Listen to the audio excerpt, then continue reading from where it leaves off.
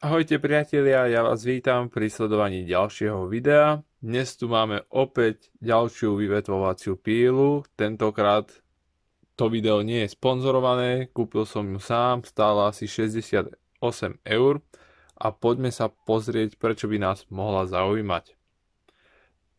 V balení prichádzajú takéto textilné rukavice, kľúč, ktorým sa povoluje bočný kryt, návod na použitie, ktorý nie je v anglickom jazyku, takže neviem z neho nič, avšak nie je tam nič zaujímavého. Ďalej sa tu nachádzajú takéto ochranné okuliare. Ďalej mi poslali náhradnú reťaz, delenie 1/4 palca, šírka vodiaceho článku 0,43 palca, čiže 1,1 mm, 8 palcová dĺžka, bolo by lepšie, keby tu písali počet vodiacich článkov. Klasická takáto čínska nabíjačka pre akumulátory dodáva 0,8 ampéru, 2 akumulátory s nezmyselným označením. Podľa popisu by sa malo jednať o 3 Ah akumulátory. Sú tu 2. Prídavné madlo a samotná pila. K samotnej pile. Tu som sa v nej hrabal a tu máme napínanie z boku. Čiže takto povolujem. Takto reťaz napínam. Lišta má osadené vodiace koliečko. Na vrchu sa nachádza nádobka pre stratové mazanie, takže tu sa nalieva olej. Z boku je možno vidieť risku, kde nám ukáže, koľko je tam toho oleja. Je tu bezuhlíkový motor, čo je veľké plus. Tu sa nachádza poistka, avšak nie je to tak, ako sme zvykli, že tú poistku musíme vždy držať, alebo teda zatlačiť a potom nám ide spúšť. Tu je tá poistka teraz. Nám neumožňuje stlačiť spínač, posuniem ju doľava a spínač nám ide vždy. Takže tuto pre niekoho to je výhoda, pre niekoho je to nevýhoda. Na spodnej strane je tu len ukazateľ nabíjania. Toto tlačidlo nič nerobí. Je tu takýto pogumovaný prvok. Tá ergonómia nie je nejaká zlá, nie je ani nejaká ultra dobrá. Nazval by som to takou klasikou. Možno táto skrutka mi tu prekáža, ale tak s tým sa dá asi zmieriť. Takže keď dám dole kryt, trochu to povolím, tak nič takého zvláštneho sa tu nenachádza, okrem toho, že tu vytrča vazelína z prevodu, takže malo by to byť namazané. A tu vidíme mazací kanálik, ktorý na mnohých týchto pílkach nie je. Takže tu máme mazací kanálik a cez ten by nám mal teda prúdiť olej, mazať nám lištu. Dokonca ten mazací kanálik je správne aj na tej lište, čo pri Vevore nebolo. Takže to je super, takže ja sa teším, že konečne budem mať pílu takúto, ktorá bude mazať, dalo by sa povedať, že automaticky. To uvidíme, či to bude mazať bez toho, aby som musel tuto stláčať tento primer. Takže ešte, čo je taká nevýhoda, tak tento bočný kryt, keď ho tu vrátim, inak tuto je prevedenie toho bočného krytu. Takže je to takýto plast, ale tento bok je robený ako na klasickej pile, benzínovej napríklad. Tak tuto, keď chcem dať dole tento bočný kryt, tak tu je vrút, ktorý sa musí odskrutkovať. Na to nám slúži dodávaný kľúč.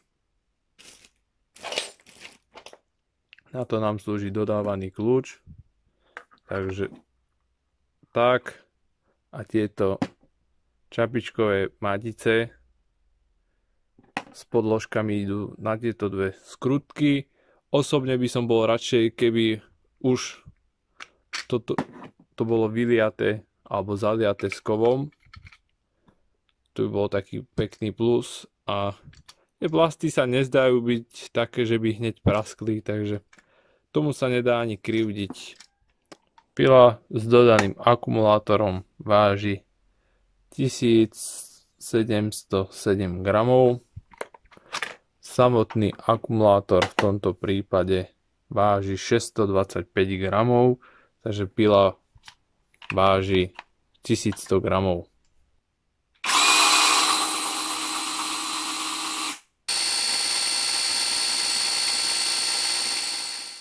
Rozobral som si akumulátor, poďme sa do neho pozrieť.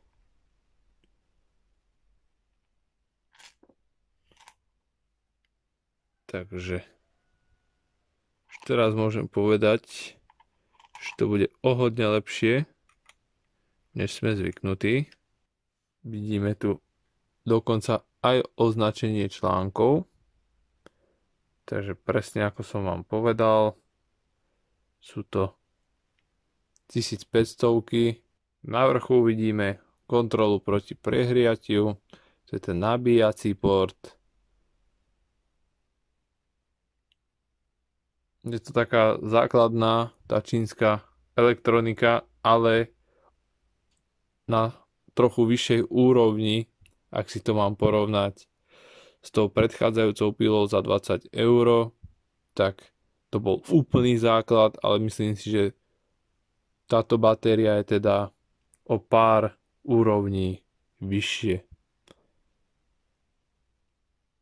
Takže 3 Ah batéria, dokonca sú tu aj označené tie články, takže sa za ne nehambia. Takže čo k tomu viac dodať? To bodovanie majú tiež celku pekné, dokonca tu majú ochranu, túto bočnú. Čiže nie je nalepená napríklad rovno, ale tak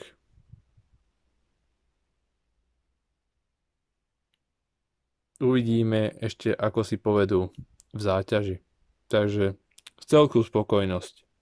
Vpredu sa nachádza ešte LED svetlo.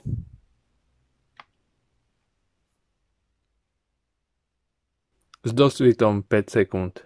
Tak a tu máme ešte tú prídavnú rukoveď.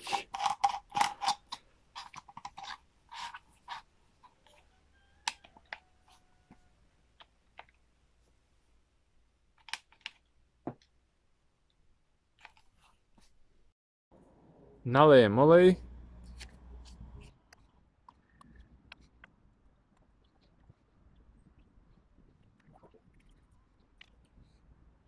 Dám baterku, pozrieme, či bude tieť sám.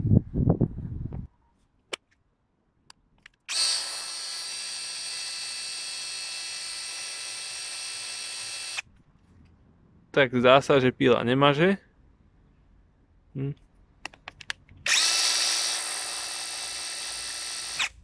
Takže maže sa cupátkom, čo je pre mňa nevýhoda.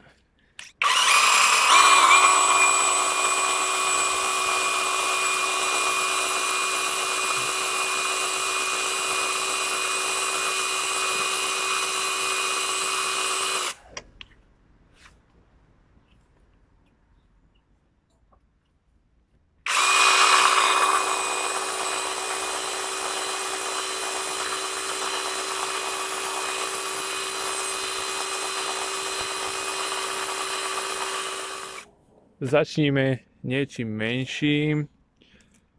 priemer približne 6,5 cm. Poďme na to.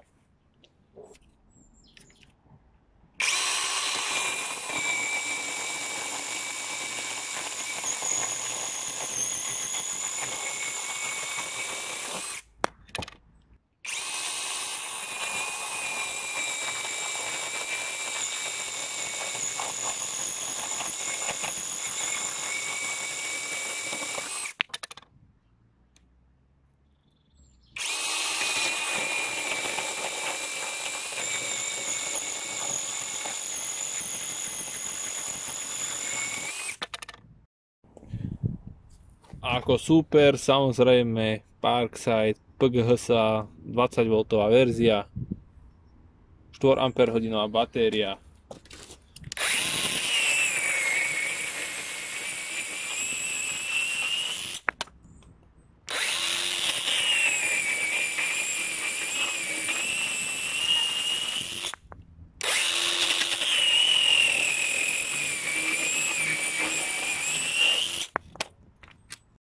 Poďme na niečo väčšieho kalibru, takže 10,5 cm.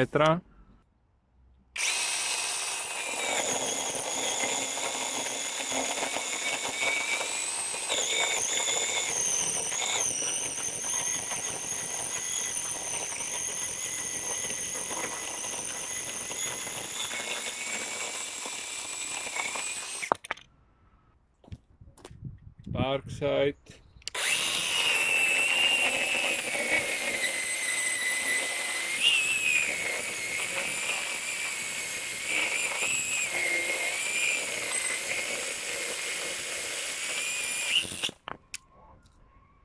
Poďme skúsiť niečo menšie, takže mám tu 5,5 cm priemer.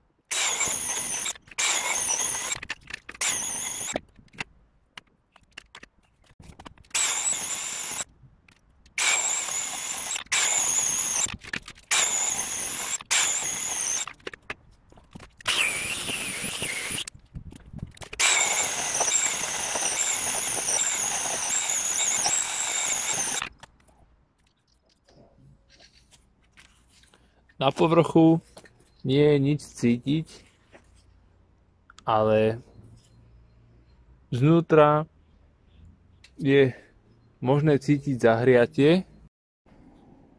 Stojí to asi 5 minút.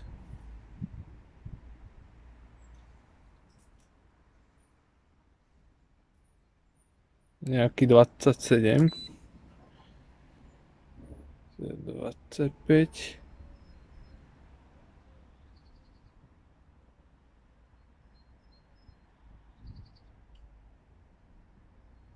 Vonku je v celku chladno a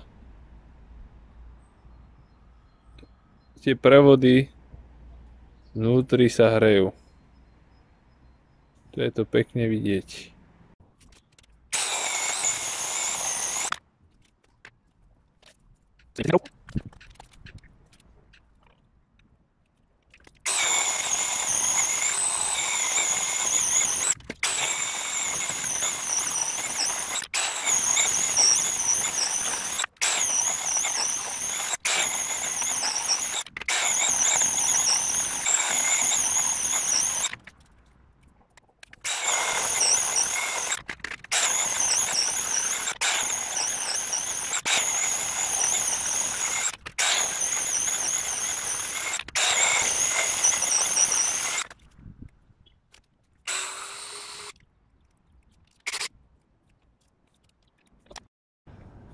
Takže teplota sa nám vyvíja tak, že tu máme nejakých 32 stupňov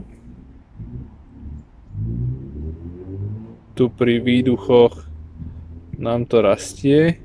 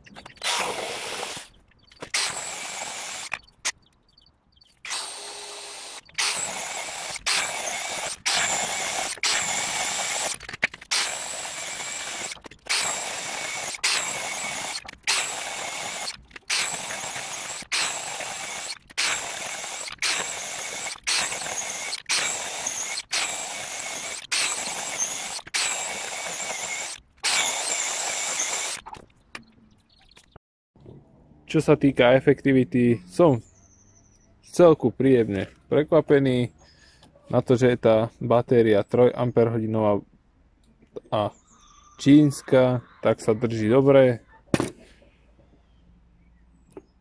Tá efektivita spočíva aj v tom bezuhlíkovom motore, na druhej strane mal by brať viac prúdu, takže neviem, čo si mám o tom myslieť. Tie piliny, no samozrejme mám tu zmiešané aj trebárs aj s tou Parksideáckou, ale mám pocit, že tá reťaz by mohla byť o niečo ostrejšia, nakoľko na tých zuboch ten brus nie je dokonalý. Takže určite by som dal štýlácku reťaz. Ak by som tento AliExpress mal porovnať s týmto Vevorom, tak ten Vevor má kultivovanejší chod v reze. Tento AliExpress sa tak natriasa a nemá ani také veľké otáčky, takže rýchlosť tej reťaze je menšia, mám pocit, oproti tomuto Vevoru. Áno, táto pila nemaže, to už sme si povedali. Dal som dole bočný kryt a toto ma tu čakalo. Takže za to ďalšie veľké mínus. Odvod pilín prakticky skoro žiadny.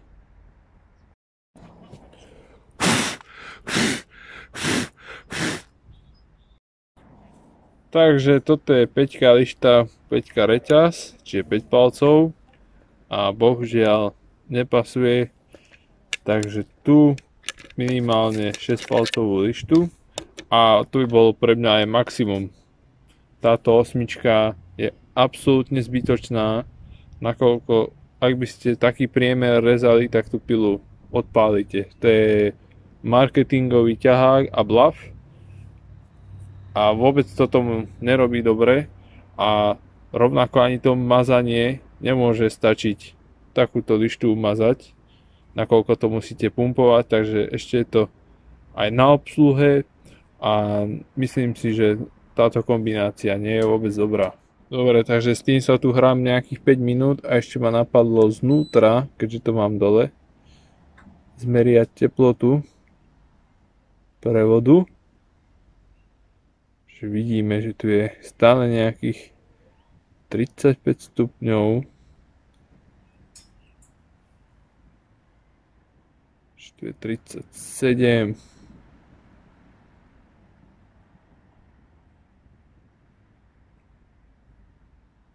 Tu je dokonca 39.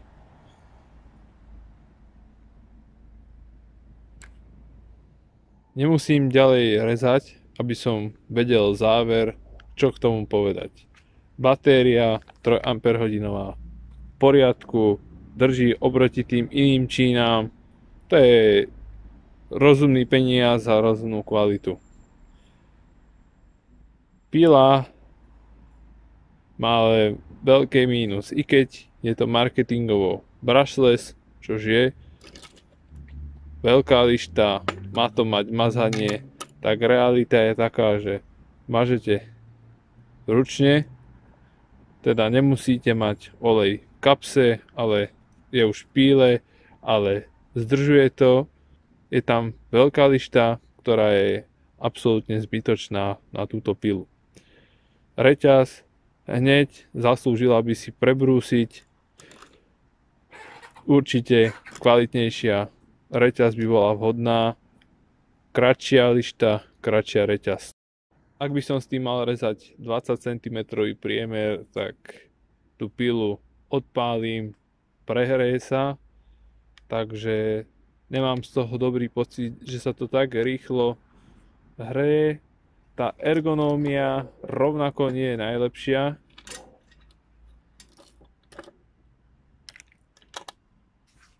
Nakoľko tento výstupok ide tak proti ruke, sem hlavne, aspoň mne. Čo ja osobne vítam, je, že táto poistka je trvalá. Takže takto vypnem, takto zapnem. Musel som si ale na to zvyknúť, lebo furt som to stláčal takto doprava. Lebo tu je ten systém taký, že to musím vždycky zatlačiť. A hľadanie teda píly, ktorá by bola cenou priateľná, mazala by a prichádzala by s celku kvalitným príslušenstvom oproti Parksideu, ktorý nemaže a má neštandardné príslušenstvo, nakoľko sa musíte spoliehať na Číňana, že vám to dodá.